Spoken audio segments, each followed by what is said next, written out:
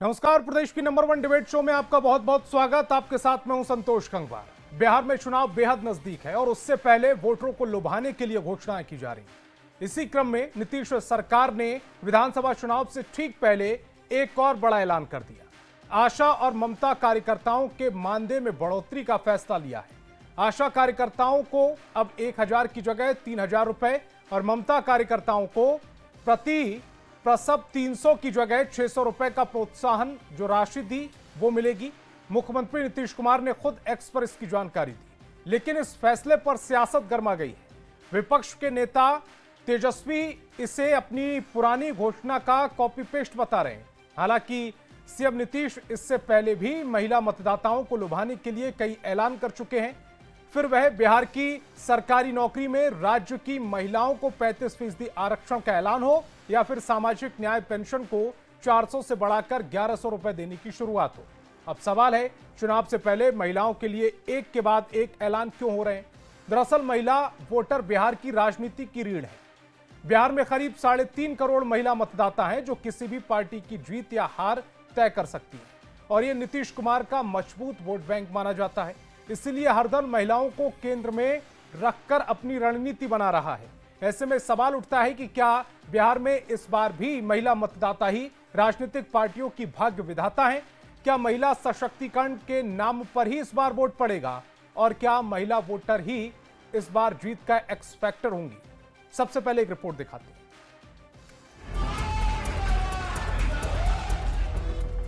मुख्यमंत्री नीतीश कुमार ने महिलाओं को फिर से एक सौगात दी है। बुधवार को तड़के सीएम नीतीश कुमार ने सोशल मीडिया पर एक पोस्ट किया और ऐलान कर दिया कि अब बिहार की आशा और ममता कार्यकर्ताओं का मानदेय बढ़ा दिया जाएगा। सीएम ने पोस्ट में जानकारी दी कि आशा कार्यकर्ताओं को अब 1,000 रुपए की बजाय 3,000 रुपए की प्रोत्साहन राशि दी जाएगी। वहीं ममता कार्यकर्ताओं को 300 रुपए की जगह 600 रुपए प्रति प्रसव की प्रोत्साहन राशि दी जाएगी।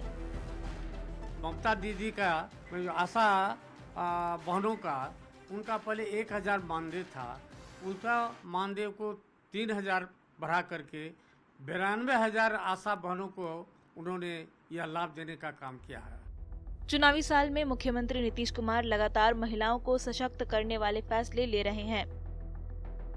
इससे पहले मुख्यमंत्री ने नौकरी की सीधी भर्ती में 35% डोमिसाइल महिलाओं के लिए लागू किया। विधवा महिलाओं को 400 की जगह 1,100 रुपए पेंशन देने का ऐलान किया। जीविका दीदियों के लिए ब्याज दर 10 से घटाकर 7% कर दिया। जीविका कर्मियों के मानदेय को भी दोगुना किया। वर्किंग महिलाओं को ऑफिस के पास किराए पर घर मिलने का भी ऐलान किया। सभी पंचायतों में सरकारी विवाह भवन का जिम्मा महिलाओं के पास है। 125 यूनिट बिजली की खपत को मुफ्त करके भी सीएम ने घरेलू महिलाओं का मन मोह लिया है।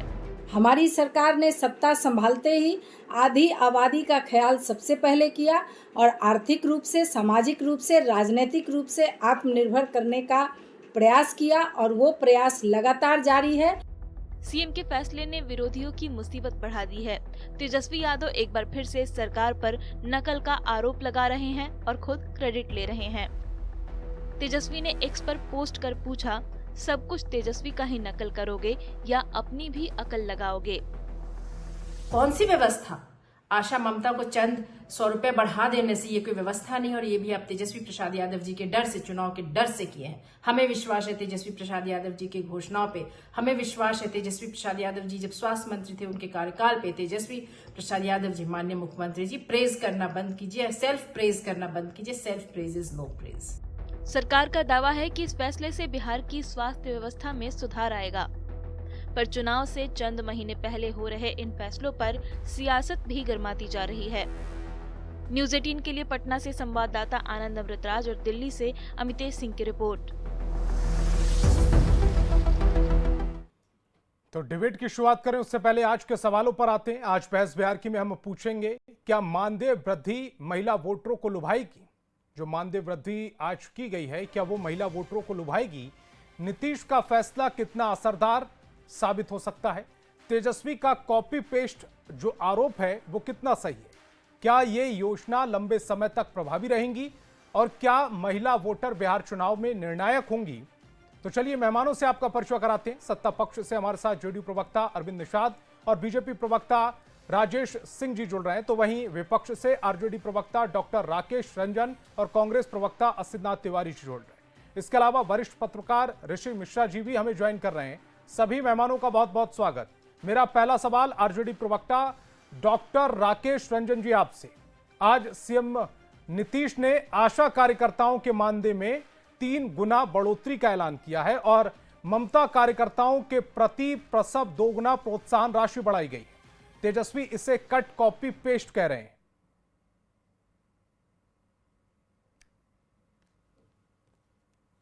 बैठे सभी साथियों का मेरा नमस्कार जी। बात यह है कि सरकार तो 20 सालों से है ना, आज क्यों की जा रही है? अब लग रहा है कि ये जमीन जो है खिसक रही है, तो वादा कर दो। भरोसा तो जनता को नहीं है, क्योंकि जब 20 सालों में आप नहीं कर पाए तो आज यूं सिर्फ घोषणा कर रहे हैं और उस समय घोषणा कर रहे हैं कि ये पूरी जनता मन बना लिया कि अब आपको बदलना है और तेजस्वी को नेता मान लिया। पहली बात। दूसरी बात यह है कि ठीक है, इनके लिए आधी आबादी जो है और सबके लिए, देश के लिए आधी आबादी बहुत महत्वपूर्ण है, लेकिन हमारे लिए सिर्फ ये वोटर और जीत हार की बात नहीं है। हमारे लिए सामाजिक न्याय है और हम इन सिद्धांतों का पालन करते आए हैं। बाबा साहब ने कहा था कि किसी भी समाज की उन्नति को मापना है तो हम ऐसे मापते हैं कि उस समाज में महिलाओं की उन्नति कितनी हुई। और उसी सामाजिक न्याय की दूसरी बात है, उसमें आती है एक शेयर्ड जस्टिस, साझा न्याय, समावेशी विकास, और दूसरा है कि फेयर डिस्ट्रीब्यूशन, जिसको हम लोग मानते हैं और उसको सरकार में आने पर और हर उस मुद्दे को लागू करने की कोशिश करते हैं जो सामाजिक न्याय को स्थापित करता है। तो हमारी तो ये आइडियोलॉजी में है, हमारी विचारधारा में है, हम उसको जीते हैं और उसको मानते हैं। आज स्थिति ये है कि हम जो भी वादा कर रहे हैं, जो भी हम दिखा रहे हैं लोगों को, लोगों के बीच जा रहे हैं, महिलाओं की जो इतनी महंगाई और एक अच्छी मार है उससे थोड़ी सी राहत देने के लिए जो हमारे नेता जो हैं, जो जो घोषणाएं करने की और जो जो उनको राहत देने के लिए जनता को बात की, उसको धीरे धीरे ये कॉपी पेस्ट करते जा रहे हैं सारा चीज, क्योंकि समझ रहे हैं कि तेजस्वी जी का हर जगह जय जयकार हो रहा है, हमारी जमीन खिसक रही है, तो वो सारी चीजें वादा ये करते जा रहे हैं और वादा कर रहे हैं ना, वादा सिर्फ कर रहे हैं और वादा तो ये करते रहते हैं, चाहे वो प्रधानमंत्री जी हैं, चाहे हमारे मुख्यमंत्री जी हैं। दूसरी बात हम कहना ये चाह रहे हैं कि ये पूरी जो प्रक्रिया है इसमें कहीं से भी सबको निश्चित रूप से हर उस व्यक्ति को एक संसाधनों में जो हिस्सा होना चाहिए, निश्चित रूप से फेयर डिस्ट्रीब्यूशन होना चाहिए। हम इसका सपोर्ट करते हैं और करते भी हैं, और जब भी हम सरकार में आएंगे निश्चित रूप से हम आ रहे हैं और अपने वादों को हम देंगे, क्योंकि जनता जो है हर उस मुद्दे पे जिससे वो परेशान है। राकेश जी, 2 बातें हैं। आप कह रहे हैं कि आप सरकार में आएंगे तब वो देंगे, उससे पहले अरविंद जी की जो पार्टी है जेडीयू और एनडीए वो देना शुरू कर देती है। पहली बात तो ये। दूसरी बात, आपने कहा कि सरकार 20 साल से चल रही है, आज घोषणाएं क्यों हो रही हैं? तो साइकिल योजना जब महिलाओं के लिए शुरू की गई थी वो 2006 में शुरू की गई थी। महिला सशक्तिकरण के लिए जीविका दीदी इससे पहले शुरू हो चुका है। पंचायती राज और निकाय चुनावों में जो आरक्षण है वो उससे पहले 2006 में ही शुरू हो चुका है। तो ये तो क्रम दर क्रम आगे बढ़ रहे हैं और जो जरूरत महसूस हो रही है उसके हिसाब से घोषणाएं कर रहे हैं। जरूरत क्या है? क्या ऐसे 10 साल पहले जरूरत नहीं थी?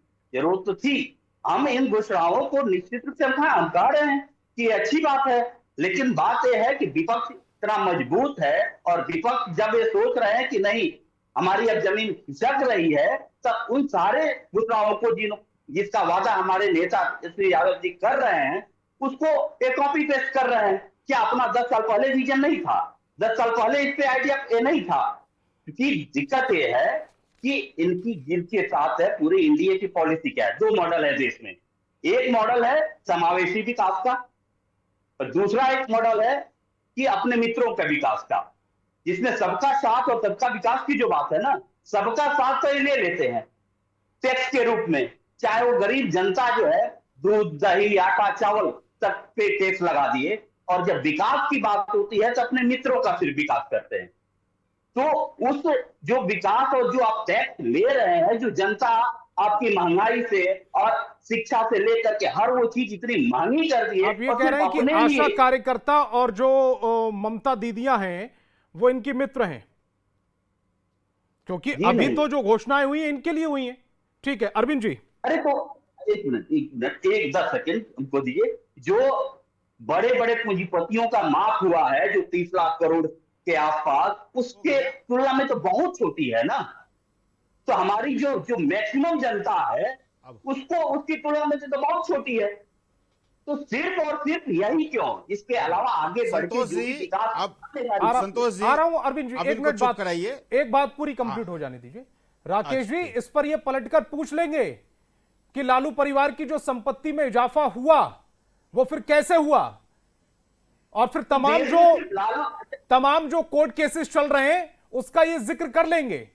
जब आप दूसरे पर आरोप लगाते हैं कि उनकी जो संपत्ति है वो अनैतिक तौर पर बढ़ी है और आपकी संपत्ति जो बढ़ रही है वो नैतिक तौर पर बढ़ रही है, तो फिर ये सवाल पूछ लेंगे पलटकर। लेकिन मेरी डिबेट उस पर नहीं है। अरविंद जी मेरा सवाल यह है कि 20 साल से आपकी सरकार है, 20 साल से आपकी सरकार है और विपक्ष ये कह रहा है कि चुनाव से ठीक पहले आप घोषणाएं कर रहे हैं। देखिए आपने ठीक ही कहा है।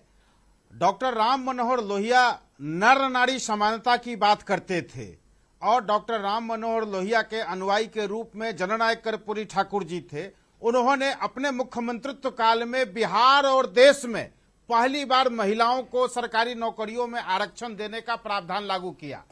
उस कड़ी को आगे बढ़ाते हुए आदरणीय मुख्यमंत्री नीतीश कुमार जी ने विस्तारीकरण किया। नगर निकायों के चुनाव में 20% का आरक्षण दिया, पंचायतों के चुनाव में 20% का आरक्षण दिया। अभी सरकारी नौकरियों में 35% का 36 आरक्षण दे दिया आदरणीय मुख्यमंत्री नीतीश कुमार जी ने, जिसको डोमिसाइल लोग कह रहे हैं। और आदरणीय मुख्यमंत्री नीतीश कुमार जी ने जीविका कार्यक्रम चलाया। वह जीविका कार्यक्रम पूरे देश में सफलता का नजीर बना और आदरणीय प्रधानमंत्री जी ने इसको आजीविका के रूप में पूरे देश में लागू किया। यह है हमारा गरीबों के प्रति कमिटमेंट और महिलाओं के प्रति उत्थान का नजरिया। डॉक्टर राम मनोहर लोहिया कहा करते थे डॉक्टर जवाहरलाल नेहरू से कि अगर इस देश में प्रत्येक घर में शौचालय नेहरू बनवा देंगे तो मैं नेहरू का विरोध करना छोड़ दूंगा। आदरणीय मुख्यमंत्री नीतीश कुमार जी ने डॉक्टर लोहिया स्वच्छता मिशन नाम से कार्यक्रम चलाया और पूरे बिहार में लगभग 100% घरों में शौचालय बना दिया। आज पूरे बिहार के सभी जिला ओडीएफ फ्री घोषित है। ये हमारी नीति है। कार्यक्रम करने का जो गरीबों के प्रति कमिटमेंट है वह दर्शाता है, दिखा रहा है। इसके पहले अभी महिलाओं के लिए पिंक बस सेवा की शुरुआत की गई। इसके पहले महिला जनसंवाद सरकार की ओर से जनसंवाद शुरू की गई। महिलाओं के समस्याओं को जानने का सरकार के स्तर पर पहल किया गया। महिला पिंक योजना बस के माध्यम से सरकार ने पूरे पटना सहित और अन्य शहरों में बसें चलाई और उन बसों पर यात्री के रूप में महिला अपनी गंतव्य स्थान पर पहुंचकर कितना सुखद अनुभूति का एहसास करती हैं, यह राष्ट्रीय जनता दल को बताने की जरूरत नहीं है। और दूसरा, यह जो बोलते हैं कि हमारे घोषणाओं का नकल है, यह दरअसल छोटी मुंह बड़ी बात है।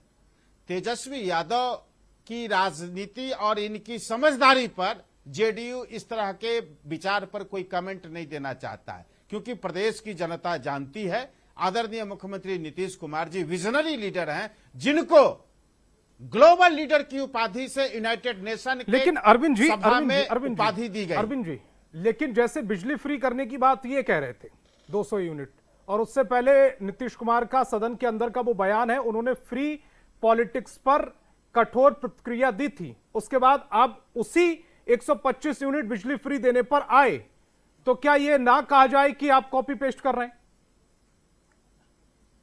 नहीं, बिल्कुल नहीं। जिस लालटेन प्रतीक के रूप में चुनाव चिन्ह को लेकर के लालू जी और तेजस्वी जी पूरे बिहार में और देश में जाते हैं, उस राज्य को लालटेन युग में पहुंचा दिया था। हमारे मुख्यमंत्री नीतीश कुमार जी ने कहा कि मैं प्रत्येक घर में बिजली नहीं पहुंचा दूंगा, मैं वोट मांगने नहीं जाऊंगा। आदरणीय मुख्यमंत्री नीतीश कुमार जी ने प्रत्येक घर को बिजली से रोशन किया, लालटेन मुक्त किया, क्वालिटी रूपेण बिजली देने का काम किया। ठीक उसी प्रकार 125 यूनिट बिजली देने की घोषणा मुख्यमंत्री नीतीश कुमार जी ने किया है, तो हम इसकी राशि का प्रबंध कर फाइनेंशियल मैनेजमेंट करके हम राज्य की जनता को बता रहे हैं, घोषणा किए हैं कि हमारा यह स्कीम है, हम यह देने जा रहे हैं। सिर्फ लफाजी करना हमारी सरकार का और हमारे नेता का कोई ऐसा काम कोई बता दे जो घोषणा किए हो जिसको लागू नहीं किए हो। बिजली बिल करेंगे तो उसके लिए वो बंदोबस्त तो करेंगे ना पैसे का। ठीक है, असित तिवारी जी को चर्चा में लेकर आते हैं। असित तिवारी जी, पॉलिटिक्स में चुनाव से पहले ही घोषणाएं और उसके बाद शिलान्यास और उसके बाद बहुत सारी घोषणाओं को अमली जामा पहनाने का काम शुरू हो जाता है। तमाम राजनीतिक दल करते हैं, जहां जहां आपकी सरकार है, आपने भी किया है। तो क्या अगर नीतीश कुमार ये कर रहे हैं तो गलत कर रहे हैं? बहुत सही समय पर यह डिबेट आपने रखी आज संतोष जी। राज्यसभा की कार्यवाही चल रही है और राज्यसभा की कार्यवाही में देश में महिलाओं के प्रति बढ़ते अपराध को लेकर एक सवाल पूछा गया। तो महिला एवं बाल विकास राज्य मंत्री हैं सावित्री ठाकुर। सावित्री ठाकुर जी ने इसका जवाब दिया है और बिहार पर जब वो आई तो बिहार की बात करते हुए उन्होंने खुद कहा कि अब बात बिहार की कर लेते हैं। बिहार में समय के साथ अपराध के मामलों में बढ़त देखी गई है। जहां हम उम्मीद कर रहे थे कि मामलों में गिरावट आए, वहीं इसके उलट साल दर साल इन मामलों की संख्या बढ़ती जा रही है। उन्होंने आंकड़े दिए 2018 से 2022 तक के। 2018 में महिलाओं के खिलाफ हिंसा के मामले 16,920 थे। मैं बीच में छोड़ता चलता हूं चूंकि लंबा हो जाएगा। 2020 में 15,359 थे। 2022 में 20,222।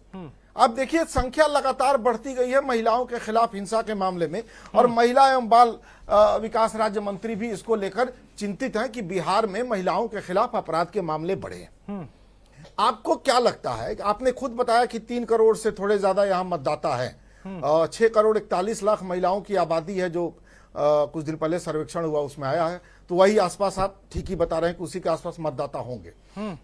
उनमें कितनी आशा दीदियां होंगी? 1 लाख से भी कम है, 60,000 से थोड़ी ज्यादा है। पिछले 5 साल में इन्हीं आशा दीदियों को पटना में, बिहार की राजधानी पटना में 8 बार लाठियों से पीटा गया है। ये अलग अलग मांगों के समर्थन में यहां प्रदर्शन करने आई और यहां पुलिस ने इन्हें बहुत कायदे से धोया, 8 बार पीटा। और जब चुनाव नजदीक आया तो आपको मानदेय की चिंता हो गई। यही मानदेय बढ़ाने के लिए तो पटना आ रही थी। पिछले 5 वर्षों में 8 बार इसी मानदेय को बढ़ाने की मांग को लेकर वो पटना आई थी और उन्हें लाठियों से बुरी तरह से पीटा गया, घसीट घसीट के। आज क्यों पीटने से डर गए आप? आज क्यों आपने मानदेय बढ़ाया? जाहिर सी बात है कि आपको हार का डर सता रहा है। तो 3.5 करोड़ मतदाताओं में अगर लाख से कुछ कम इनकी संख्या मान भी लीजिए, इनमें से कुछ प्रसन्न भी हो जाए इनसे, तो उनकी संख्या कितनी होगी? बहुत कम, क्योंकि 8 बार की लाठियां सारी महिलाएं भूली नहीं होंगी। और महिलाओं के खिलाफ जो अपराध के आंकड़े खुद केंद्र सरकार राज्यसभा में स्वीकार कर रही है, तो अपराध से पीड़ित वो महिलाएं और उनका परिवार क्या ये भूल जाएगा कि वो गुंडाराज में जीने को विवश है? इसलिए ये कह देना कि नीतीश जी ने 1,000 को बढ़ा के 3,000 कर दिया तो सारी महिलाएं उनको वोट कर देंगी, ये अवधारणा ही पूरी तरह से गलत है। क्योंकि पिछले 20 वर्षों में महिलाओं ने जो देखा है, वो भोगा है, वो रिफ्लेक्शन दिखेगा, वो रिफ्लेक्ट करेगा चुनाव में। पिछले 5 वर्षों में अलग अलग मांगों को लेकर जिन महिलाओं को इसी राजधानी में पीटा गया है, वो भी तो वोट करने जाएंगी ही। और इसके इतर जो महिलाएं हैं जिनका कोई आर्थिक आधार नहीं है, जो खेतीहर मजदूर हैं, घरेलू महिलाएं हैं, उनको तो किसी योजना का कोई लाभ मिलना नहीं है। उल्टा वो हिंसा का शिकार हो रही हैं, उल्टा वो गुंडाराज में जीने को विवश है। तो ये बात बहुत साफ है कि जिस तरह से उनको समझाया गया होगा कि सर आप कर देंगे तो सारी महिलाएं आपको वोट दे देंगी, वो समझाने वाला जाने क्या समझाया होगा, लेकिन उस तरह से कोई वोटिंग होती नहीं है, ऐसा कोई वोटिंग पैटर्न होता नहीं है। ठीक। अब जो दूसरी बात, जो प्रश्न आपने उठाया जी, अच्छा आप कुछ कह रहे हैं? जी जी जी बोलिए, अपनी बात कंप्लीट हाँ, कीजिएगा, कि फिर मैं जा रहा हूं कॉपी बीजेपी पेस्ट, प्रवक्ता के पास। कॉपी पेस्ट का जो प्रश्न आपने उठाया, संतोष जी, कहने की जरूरत नहीं है ना, ये तो बहुत साफ दिख रहा है कि इंडिया गठबंधन के नेता चुनाव के पहले जो घोषणाएं कर रहे हैं, कुछ ही दिन बाद नीतीश कुमार की सरकार वो ऐलान कर दे रही है। ये स्पष्ट दिखा रहा है कि इनके पास पुख्ता रिपोर्ट है कि ये बुरी तरह से चुनाव हार रहे हैं, और जिन तमाम मुद्दों पर ये डट के खड़े थे कि ये नहीं करना है, वो तमाम काम ये कर रहे हैं। बिजली वाला तो आप ही ने याद दिला दिया, वो तो बजाता वीडियो पब्लिक डोमेन में है, सारे लोग जानते हैं कि बिजली तो फ्री नहीं देनी चाहिए वरना पंजाब जैसी स्थितियां हो जाएंगी। खुद नीतीश जी ने कहा था, आज 125 यूनिट फ्री का ऐलान उन्होंने किया। सारे मामलों पर यू टर्न ले रहे हैं, सब पर पलटी ले रहे हैं। ये पलटी लेना ही बता रहा है कि उन्हें पुख्ता सूचना मिल गई है कि इस बार बुरी तरह से हार होने वाली है। लाज बचाने के लिए जो हम लोग कह रहे हैं, सारी घोषणा वो करते जा रहे हैं। संतोष जी, ठीक है। राजेश जी जवाब दीजिएगा और ये भी बताइएगा कि अगर 1000 से बढ़ाकर 3000 आप आशा कार्यकर्ताओं का मानदेय कर रहे हैं तो क्या ये वोट में तब्दील हो जाएंगे, इसका विश्वास है आपको?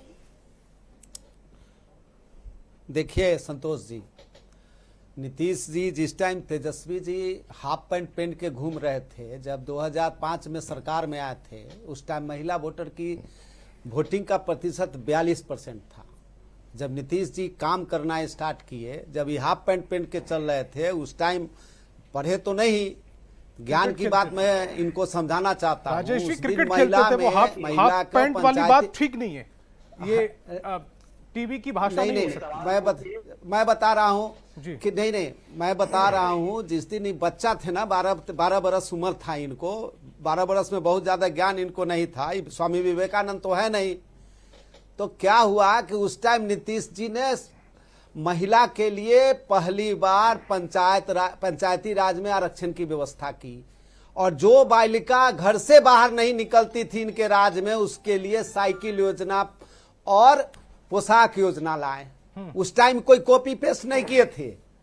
कॉपी पेस्ट इंडिया गठबंधन के एक सहयोगी हैं जो अभी दिल्ली के जनता रोड पर ला दिया है, वो फ्री की घोषणा करते थे। नीतीश जी अभी फ्री की बिजली घोषणा किए हैं। जब किसान को और पूरे प्रदेश को 24 घंटा बिजली दे दिए हैं, जब पूरा संसाधन इनके पास इंफ्रास्ट्रक्चर हो गया है, फंडिंग हो गई है, तो घोषणा किए हैं, जुलाई से लागू कर दिए हैं। जुलाई मिडिल में ही घोषणा किए हैं, 1 जुलाई से फ्री कर दिए हैं। ये नीतीश कुमार है।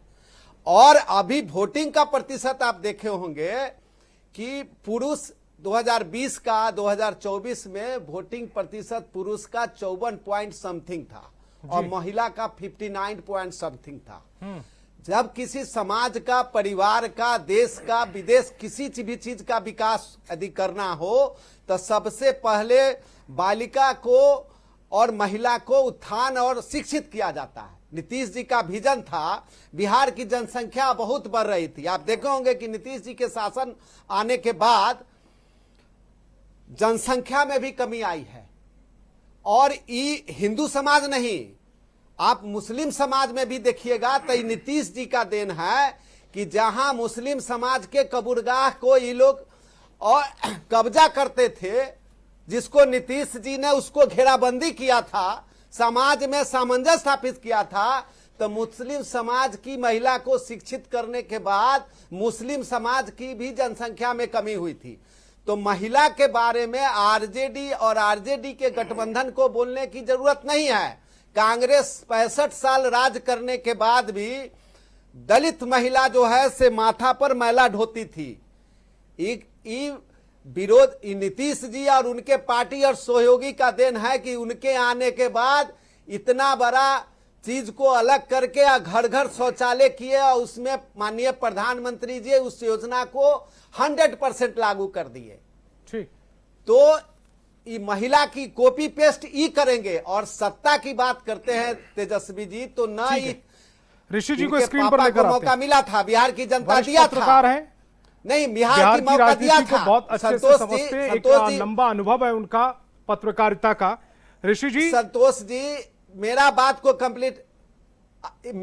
को कंप्लीट हो जाने दीजिए कि तेजस्वी जी या उनका गठबंधन को जो दिल्ली में हाल हुआ था वही हाल होने जा रहा है। इस बार 2010 को हम लोग दोहराएंगे और 225 सीट जीतेंगे। ठीक है ऋषि जी, मेरा सवाल यह है कि अगर 2006 से 2025 तक यानी कि आज के दिन तक देखा जाए तो महिलाओं के लिए हर एक क्षेत्र में नीतीश कुमार जी ने कुछ ना कुछ किया है। एजुकेशन से लेकर अगर उनकी भागीदारी बढ़ानी हो, पंचायत में उनकी भागीदारी बढ़ानी हो, निकाय चुनाव में उनको जो 10वीं के बाद एक राशि दी जा रही है, ग्रेजुएशन के बाद एक राशि दी जा रही है, और अगर आज 25,000 रुपया दी जा रही है। ठीक है सर, इंटर में जो लड़की बालिका पढ़ के पास करती है और ग्रेजुएशन पास करती है उसको 25,000 नहीं 25,000 रुपया प्रोत्साहन राशि दी जाती है और इमीडिएट मालूम है, जानकारी है। बाकी मैं लेकर भी बैठा हूं और वो स्क्रीन पर भी चल रही है वो सारी जानकारियां। तो ऋषि जी, मेरा सवाल यह है कि क्या ये जो घोषणाएं अब आशा दीदी के लिए या ममता दीदी के लिए की गई वो चुनाव को देखते हुए की गई, या वो विपक्ष जैसा आरोप लगा रहा है कि कट कॉपी पेस्ट किया जा रहा है, वो उसमें कितनी हकीकत है? और नीतीश जी जो महिलाओं के लिए आप अब तक करते आए हैं और उनका पारंपरिक वोट भी माना जाता है, वोट बैंक भी माना जाता है महिला वोटर, क्या वो नीतीश जी के साथ कंटिन्यू करेंगे इस बार? स्थिति क्या लग रही है आपको? देखिए संतोष जी, आधी आबादी एक तरह से अपने आप में वोट बैंक हो गया है। यदि आप 3, 4, 5 चुनावों को देखेंगे, महाराष्ट्र से लेके मध्य प्रदेश, झारखंड और तमाम यदि जो इन दिनों जो कुछ समय में चुनाव हुए हैं उसमें आपने देखा होगा तमाम पॉलिटिकल पार्टी जो हैं, चाहे सत्ता में हो या विपक्ष में हो, महिला को कहीं ना कहीं टारगेट किया है और उसका फायदा मिला है। आप महाराष्ट्र में देखिए बीजेपी को फायदा मिला, मध्य प्रदेश में लाडली बहन योजना के कारण बीजेपी के जो उस समय की सरकार थी, शिवराज सिंह चौहान की सरकार थी, उसको फायदा मिला। मैया योजना के कारण हेमंत सोरेन को फायदा मिला। निश्चित ही 2005 से यदि 2025 तक देखेंगे तो नीतीश कुमार ने महिलाओं को बहुत कुछ दिया है, इसमें कोई दो राय नहीं है, इसमें कोई दो राय नहीं है। और आप देखिए, चाहे वो पिंक बस सर्विस हो या अभी नीतीश कुमार ने 2-3 बड़े घोषणा किए हैं, जो सरकारी नौकरी में 35% जो आरक्षण देने की बात की है, एक मास्टर स्ट्रोक मैं मानता हूँ। और यदि किसी समाज के उत्थान के लिए कट पेस्ट यदि कर भी लिया गया तो अच्छी बात है। आपके योजनाओं को सरकार महत्व दे रही है, आप जो सोच रहे हैं उसको सरकार इंपॉर्टेंस दे रही है, तो उसमें क्या क्या गलत है? और यदि आप देखें नीतीश कुमार के राजनीतिक उत्थान में महिलाओं के भागीदारी देखें तो 2005 से 2025 के आप ट्रेंड को देखें, 2020 के ट्रेंड सिर्फ छोड़ दें क्योंकि उस समय लोजपा भी एक तरह से डैमेज कर रही थी जेडीयू को। यदि उस आंकड़े को छोड़ते तो कहीं ना कहीं महिला अपने आप में जेडीयू का वोट बैंक बन गया है। मैं आपको संतोष जी, लोकसभा चुनाव में मैं सिंगल एक पत्रकार हूं जो मैं तमाम जो दिल्ली से बैठे जो पत्रकार थे खारिज कर रहे थे कि नीतीश कुमार की राजनीति खत्म हो गई है। मैंने कहा था कि आप देख लीजिएगा, ड्यू टू एक खास वर्ग यानी महिला जो नीतीश कुमार के प्रति जो झुकाव है, उसके कारण नीतीश कुमार की जो सीटों की संख्या होगी सबसे अधिक होगी। एक बड़ा कारण देखिए, सामाजिक सुरक्षा भी बड़ा कारण है। शराबबंदी के कारण देख लीजिए, ठीक है, शराबबंदी के आप बहुत से निगेटिव एस्पेक्ट रख सकते हैं, लेकिन शराबबंदी के कारण बहुत सी महिलाएं जो अपने घर में आज सुरक्षित हैं, पति द्वारा या परिवार द्वारा जो प्रताड़ित किया जाता था उसमें काफी कमियां आई हैं। आप ग्राउंड पे जाइए, महिलाओं से बात कीजिए, आप पूछिए कि शराबबंदी को खत्म कर दिया जाए तो वो खासकर जो महिलाओं से आप पूछेंगे तो वो बिल्कुल इनकार कर देंगे। तो इसका फायदा निश्चित ही मिला। लेकिन सरकार से मेरा सवाल है कि विगत 6-7 महीनों में यदि साल भर के आंकड़ों को उठा के देखेंगे तो महिला के प्रति जो महिला सुरक्षा का जो एक माहौल बनाया गया था बिहार में, उसमें कमी जरूर आई है। मैं 2 एग्जाम्पल देता हूं। बीजेपी जेडीयू के प्रवक्ता बैठे हैं, मुजफ्फरपुर के कुढ़नी में एक महादलित बच्ची समाज से आने वाली बच्ची के साथ जिस प्रकार से दुष्कर्म किया गया और पीएमसीएच में उसको बेड तक नहीं मिल पाया, ये अपने आप में बिहार सरकार पे तमाचा है। परसों ही औराई में सामूहिक बलात्कार हुआ है। उस थाने पर उस थाने में जिस थाना प्रभारी के विरुद्ध लगातार कंप्लेन आ रहे हैं, फिर भी कार्रवाई बिहार सरकार नहीं करती है। आप बताइए ये कि जिस प्रकार से जो महिलाओं के, खासकर जो दलित समाज से आने वाले जो हमारी जो माँ बहनें हैं, उनके विरुद्ध क्राइम बिहार में बढ़ा है। इस पर सरकार क्या कर रही है? कहीं ना कहीं नीतीश कुमार का इमेज इससे डेंट हो रहा है। जो नीतीश कुमार ने महिलाओं के प्रति सुरक्षा का भावना बनाया था, उसमें जरूर कमी आई है। इससे मुझे लगता है कि कहीं ना कहीं नुकसान नीतीश कुमार का होगा। लेकिन यदि योजनाओं की बात करेंगे तो नीतीश कुमार ने दिल खोलकर महिलाओं के लिए कई ऐसे घोषणाएं की हैं, उसका फायदा समाज को भी हुआ है, आधी आबादी को भी हुआ है, और इसी का परिणाम है कि लगातार नीतीश कुमार बिहार की राजनीति में प्रासंगिक रहे हैं। और एक महिला वर्ग जो है, मैं इसका जवाब देना चाहता हूं संतोष जी, मैं इनको जवाब देना चाहता हूं। अरविंद जी जवाब देना चाहता हूं। राजेश जी ठीक है, जवाब दीजिएगा जी। राजेश जी, मैं इनको बताना चाहता हूं कि मुजफ्फरपुर बालिका वाला जो घटना हुआ, उससे पूरा बिहार के सभी लोग मर्माहत है। लेकिन अगले दिन उसके घर को तोड़ा गया जेसीबी से और तुरंत कार्रवाई करके गिरफ्तार। अरे भैया, आप बेड नहीं दिला जो है पूरी आप पीएमसीएच में बेड तक नहीं दिला पाए। देखिए, भाषण दे रहे हैं यहाँ पे।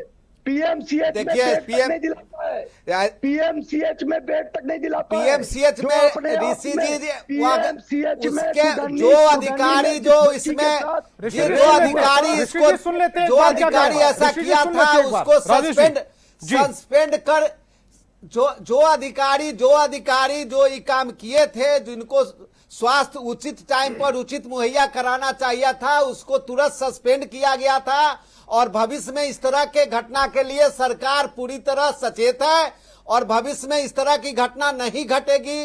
सरकार जो है महिला के नहीं, महिला के साथ साथ आम लोगों के, अभी देखे होंगे कि पारस वाला कांड हुआ था, जेवर वाला कांड हुआ था, 24 घंटा के अंदर बिहार पुलिस ने काउंटर भी किया और एक अपराधी को जो है सो जेल में भेजा और स्पीडी ट्रायल करके अभी सैकड़ों जो है सो कोर्ट गठित करने जा रही है। आप देखे होंगे कि 2 दिन पहले सिवान में काउंटर भी हुआ है।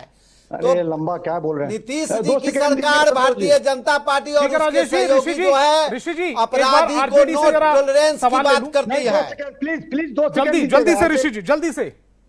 पीएमसीएच में जो कुडन्नी की बच्ची के साथ रेप हुआ, राजेश राम प्रदेश कांग्रेस अध्यक्ष खुद मंगल पांडे को फोन किए, मंगल पांडे ने फोन उठाना मुनासिब नहीं समझा। आप क्या बात करते हैं? आप अरे भाई, तो राजनीति क्यों से के नहीं? आप उसको प्राइवेट, आप उसको जो फोन करते, आप कांग्रेस पार्टी के अध्यक्ष थे, आप पीएमसीएच के सुपरिटेंडेंट को कहते कि कहाँ है और व्यवस्था करो। बच्ची के घटना के साथ जो है सो राजनीति आप लोग कर रहे थे। हमारी जो डिबेट है महिला के सुरक्षा की बात करते हैं। आप हमारी डिबेट टॉपिक से डाइवर्ट हो रही है। इस पर हम राज्य में दलित महिला बहू के साथ महीनों बलात्कार आपने सवाल पूछे, वो सवाल मैंने भी पूछे और उसको लेकर मुझे शिकायत भी रही कि संतोषजनक जवाब नहीं मिल पाया। लेकिन राकेश जी, मेरा सवाल आपसे है, आगे अब आप कौन सी घोषणा करने जा रहे हैं जो हमें देखने को मिलेगा कि सत्ता पक्ष उसको कट कॉपी पेस्ट कर रही है? जी संतोष भाई, मैं बड़ी शांति से सारे प्रवक्ताओं को सुन रहा था और मैं सारे सवाल का मैं जवाब दे रहा हूं। पहली बात यह है कि ये सिर्फ घोषणा की बात नहीं है, बात भरोसे की है। अब बात भरोसे की है और आज जो जिस स्थिति में नीतीश जी है, मैं मुख्यमंत्री जी का बहुत सम्मान करते हुए उन पे कोई भरोसा नहीं है। और सम्मान की जो बात है, महिलाओं के लिए उनका सम्मान से बढ़ के कुछ नहीं होता है। जैसे मेरे सहयोगी आसिफ भाई बोल रहे थे कि पहले तो आप लाठियों से पीटिए, उसके बाद कहिए कि आपको फिर वजीफा बढ़ा रहे हैं। यही काम लोग टीचरों के साथ भी किए, कितनी बार लाठीचार्ज किए। पहली आप राकेश जी से कनेक्शन हमारा टूटा है। अरविंद जी जवाब दीजिएगा। राकेश जी से दोबारा से कनेक्शन जब जुड़ेगा तो सबसे पहले सवाल लेंगे। अरविंद जी जवाब दीजिएगा, उसके बाद असित जी आपके पास आ रहा हूं। बिल्कुल बिल्कुल संतोष जी, हेलो, देखिए कोई भी एक संगठन को, कोई भी समूह को, ठीक है अरविंद जी, राकेश जी का, अरविंद जी है, लोग प्रदर्शन करते भी हैं। अरविंद जी एक मिनट, अरविंद जी, राकेश जी दोबारा से हमारे साथ जुड़ गए, अपनी बात पूरी कर लें, उसके बाद आ रहा हूं आपके पास। जी वही बात मैं बोल रहा हूँ कि सिर्फ महिलाओं और टीचरों के सम्मान के साथ सम्मान सबसे बड़ी बात होती है, पहले फिर कहो वजीफा पर। और सिर्फ यहीं तक नहीं, आप विधानसभा में देखिए, विधानसभा तक में क्या क्या वक्तव्य देते हैं, उसके बाद माफी मांगते हैं। तो बात अब भरोसे की है। नीतीश जी वो भरोसा खो चुके हैं। तो करप्शन के ये सारी चीज देखिए ना, अभी तो 70,000 करोड़ का जो घोटाला है उसका। ठीक है राकेश जी, आपकी ऑडियो टूट कर आ रही है। मैं समझ गया आपका सवाल क्या था, अरविंद जी भी समझ गए। अरविंद जी जवाब दीजिएगा। भरोसा नहीं है अब आप पर, ये कहना चाह रहे हैं राकेश जी। अब देखिए, जिनको भरोसा नहीं है वे राज्य की जनता से संवाद स्थापित नहीं कर रहे हैं, वो अपने गठबंधन के नेताओं के साथ बैठक कर रहे हैं। हमारे नेता पिछले दिनों राज्य में के प्रत्येक जिलों में जाकर के राज्य की जनता से संपर्क स्थापित करके जो उन्होंने उस अवसर पर घोषणा किया था, उन तमाम घोषणाओं को मुख्यमंत्री नीतीश कुमार जी ने प्रगति यात्रा के क्रम में जो घोषणा किया था, कैबिनेट से प्रस्ताव पास करा करके उसको लागू करने की दिशा में आगे बढ़ चुके हैं। दूसरा सवाल उनका लाठीचार्ज का था। देखिए, लोकतंत्र में कोई भी व्यक्ति, कोई भी संगठन, कोई भी समूह को प्रदर्शन करने का अधिकार है, लेकिन हमारा जो प्रशासन होता है, पुलिस विभाग होता है, उसको भी अपना उत्तरदायित्व का पालन करने का अधिकार होता है। तो अगर उनको पुलिस डिपार्टमेंट को ऐसा लगता है कि इस प्रशासन को ऐसा महसूस होता है कि इस जुलूस को इससे आगे नहीं बढ़ना है, इसके आगे इनका परमिशन नहीं है, या उस जुलूस में कोई ऐसा चीज हो रहा है, तो उसको रोकने के लिए हल्का बलपूर्वक या जल का जो प्रेशर होता है वाटर कैनन के माध्यम से उसको रोकने का प्रयास करती है, या पुलिस को अधिकार दिया हुआ है। नंबर तीन, ये जो आज कह रहे थे 70,000 करोड़ घोटाले की बात, ये अज्ञानता के अभाव में इस प्रकार की बातें बोल रहे हैं। सीएजी के सवाल पर सदन में कोई बहस नहीं हो सकता है, उसके लिए लोक लेखा समिति उत्तरदायी है, और लोक लेखा समिति का चेयरमैन विपक्ष का एमएलए विधानसभा में होता है और लोकसभा में विपक्ष का एमपी होता है। बिहार में भाई वीरेंद्र लोक लेखा समिति के चेयरमैन हैं, और उनकी कमेटी इस संदर्भ में जांच करेगी कि क्या होना है, नहीं होना है। ये विधानसभा में भी डिबेट नहीं होता तो पब्लिक में कैसे डिबेट होगा 70,000 करोड़ का। ये दरअसल अज्ञानता वाली बात है। जैसे अब इनके नेता की जो डिग्री है, उसी डिग्री के आधार पर इनके प्रवक्ता आकर के यहाँ बोलते हैं। आप कहिए तो मैं अभी नियमावली में निकाल करके अभी मैं दिखा दे रहा हूँ नियमावली। अरे भाई, इनके प्रवक्ता ने अभी सवाल उठाया है ना, इसलिए आज मैं फोटो खींच करके मैं ले आया हूं। देखिए, आज मैं फोटो खींच करके 238 जो बिहार विधानसभा नियमावली है, बिहार विधानसभा का नियमावली 238 में समिति का कृत्य राज्य के विनियोग लेखे, वित्त लेखे एवं स्थानीय निकायों के संदर्भ में नियंत्रण, महालेखा परीक्षक के प्रतिवेदनों तथा ऐसे अन्य विषयों पर जिन्हें सरकार का वित्त विभाग इस नियमावली में आगे वित्त विभाग के प्रारूप में निर्दिष्ट करेगा, उसे सौंपेगा, विचार करेगी। ठीक है, फिर उसके बाद ये आगे कहती है अरविंद जी जल्दी से के बारे में जी के पास जाना है, समय हमारा गुजर रहा है बहुत तेजी से।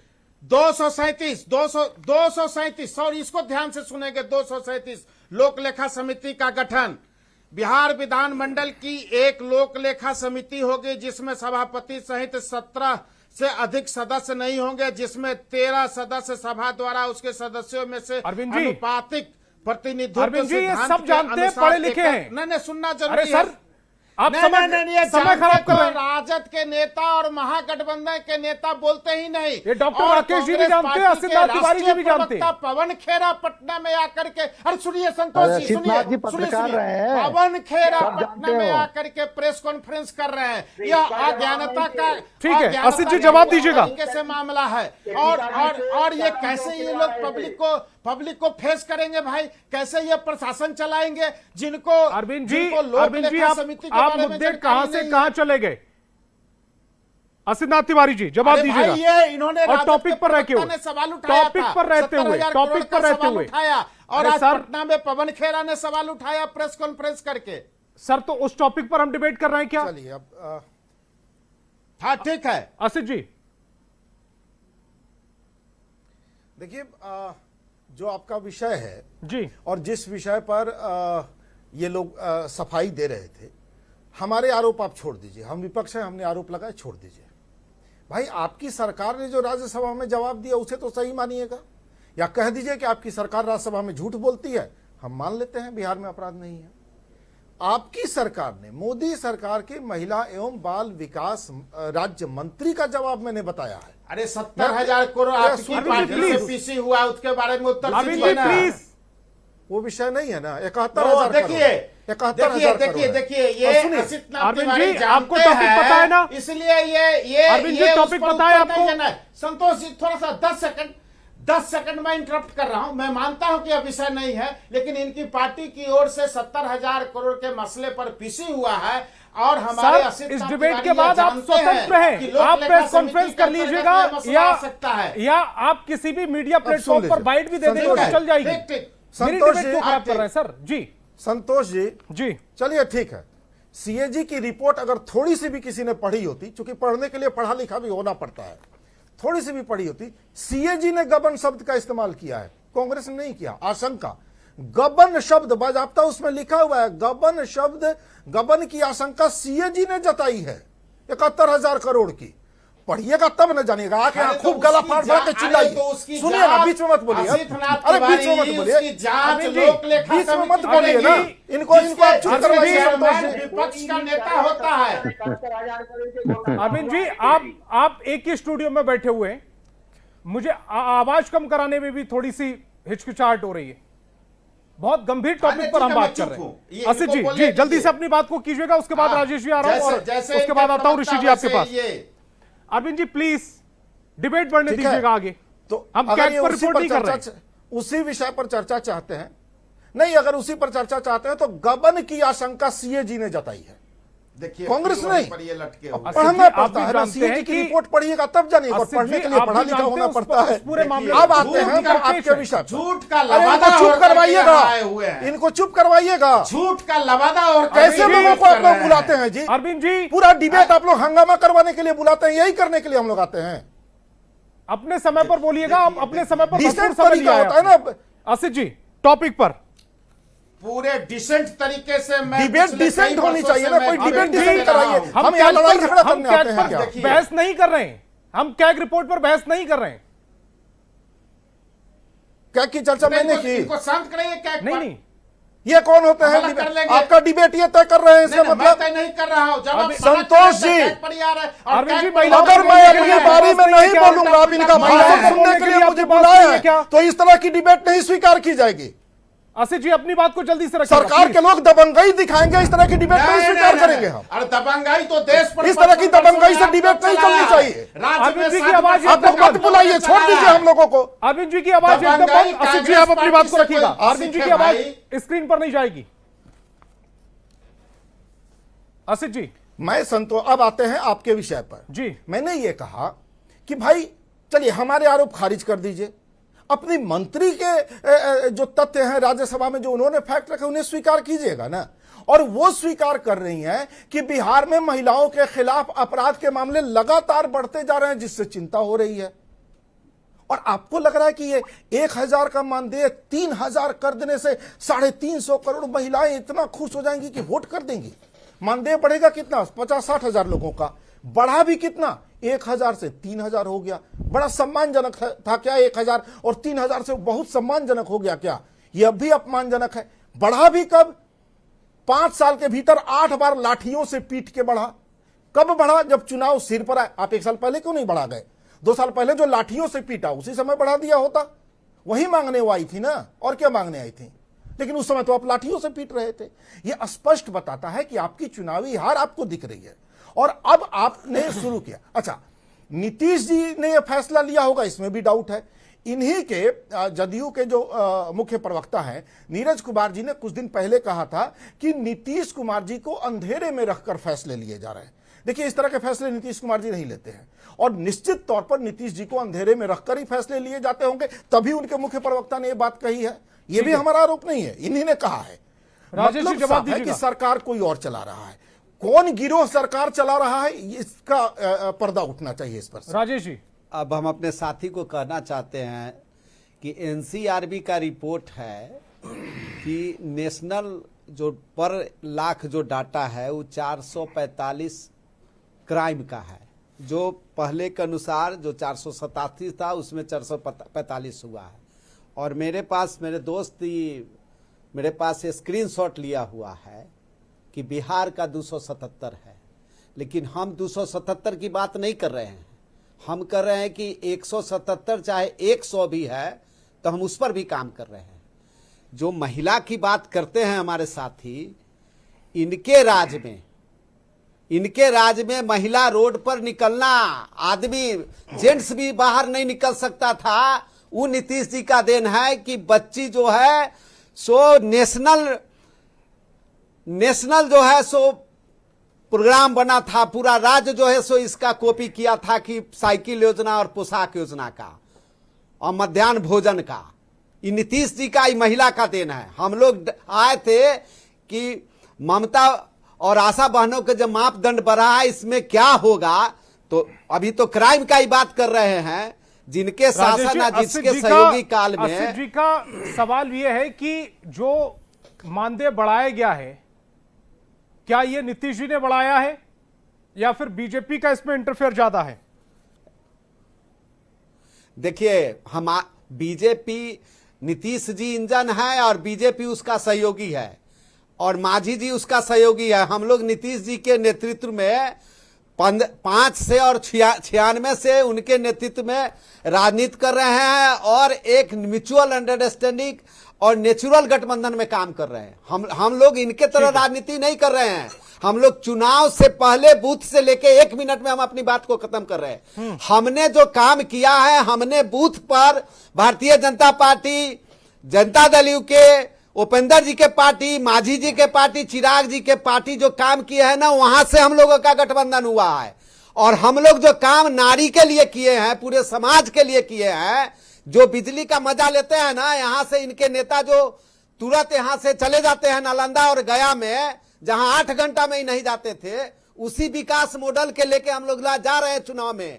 और भारतीय जनता पार्टी और उनके सहयोगी और नीतीश जी के अध्यक्षता में चुनाव लड़ेंगे, मुख्यमंत्री उनको बनाएंगे और इनको 25 सीट के नीचे समेट देंगे संतोष जी। और हमको बुलाइएगा और हम फिर कहेंगे कि दिल्ली के तरह ये लोग 0 पर आउट हो गए। ठीक है ऋषि जी, महिलाओं को लेकर जो इस समय कश्मकश देखने को मिल रही है, जैसे आरोप है विपक्ष के कि विश्वास नहीं है नीतीश कुमार पर, शुरुआत में जो आकर उन्होंने काम किया उसके भरोसे वो लगातार बढ़ रहे हैं, लेकिन जो एक चैन उन्होंने बनाई है, जो एक मापदंड उन्होंने बनाया, जो एक निरंतरता वो लेकर आए महिलाओं को लेकर समय समय पर आरक्षण के माध्यम से और डोमिसाइल के माध्यम से, क्या महिला वोटर विश्वास नहीं करेंगी उन पर?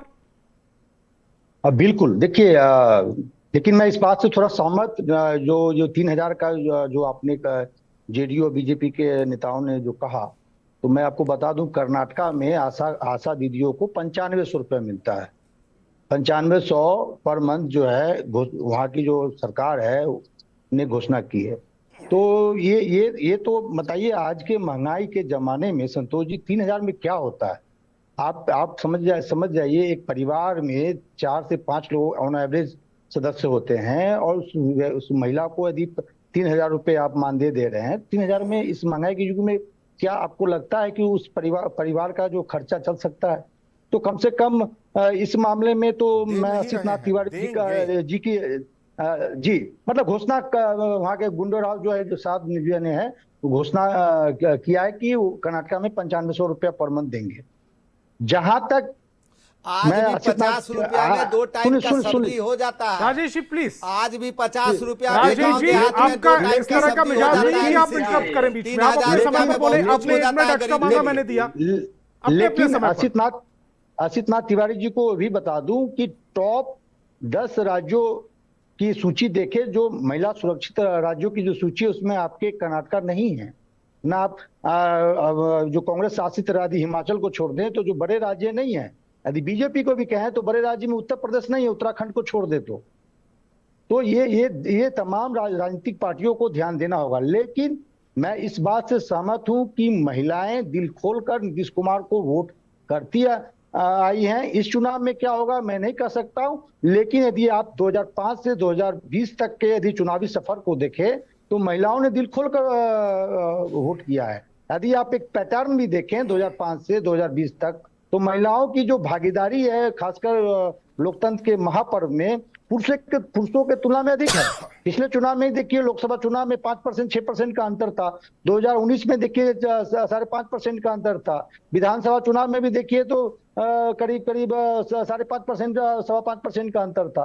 तो कहीं ना कहीं महिलाएं भी पॉलिटिकली बहुत जागरूक हुई हैं, मुखर हुई हैं और ये समझती हैं कि कौन पार्टी है या कौन सरकार उनके लिए काम कर रही है। राजद से मेरा सवाल है कि ठीक है आप नीतीश कुमार को घेर रहे हैं कि 3,000 या 4 जो राशि कम है। मेरा भी एक सवाल है सरकार से, लेकिन आपके समय में क्या होता था? चंपा विश्वास कांड याद है ना? चंपा विश्वास कांड, एक आईएएस की पत्नी के साथ क्या हुआ था आपको याद है? महिला कितनी सुरक्षित थी उस समय? आपको याद है गौतम शिल्पी कांड हुआ था, किनके नाम आए थे, कैसे लिपापोती किया गया था, कैसे अहले सुबह दाह संस्कार कर दिया गया था? तो इन तमाम सवालों का जवाब देना होगा। लेकिन इसका मतलब नहीं है कि वर्तमान में जो सरकार है कहीं ना कहीं लॉ एंड ऑर्डर मामले में फेल होते हुए दिख रही है, खासकर महिला सुरक्षा में। राकेश जी जल्दी से 30 सेकंड आप जल्दी से अपनी बात को रखिएगा, उसके बाद आ रहा हूं अरविंद जी के पास। देखिए मैं 30 सेकंड में नहीं जा रहा हूं, मैं 30 सेकंड में इनका जवाब दे देना चाहता हूं और कौन चीज कहां से चल रही है उसकी बात नहीं है। मैं दो चीज का रखने जा रहा हूं। पहली बात तो हमारे बीजेपी के प्रवक्ता साथी ये बोल रहे हैं कि नीतीश जी पहले कॉपी नहीं करते थे लेकिन अब कॉपी कर रहे हैं।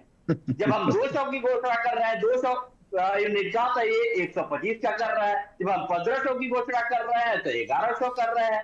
लेकिन और दूसरी बात है कि ना अरविंद जी और नहीं राजेश जी इस बात का जवाब नहीं दिए कि कुडनी के मुजफ्फरपुर में उस दलित लड़की के साथ जो बलात्कार। अरविंद जी जल्दी से अपनी बात को रखिएगा, मेरे पास बहुत कम समय है। अरविंद जी कुछ कहना चाह रहे थे?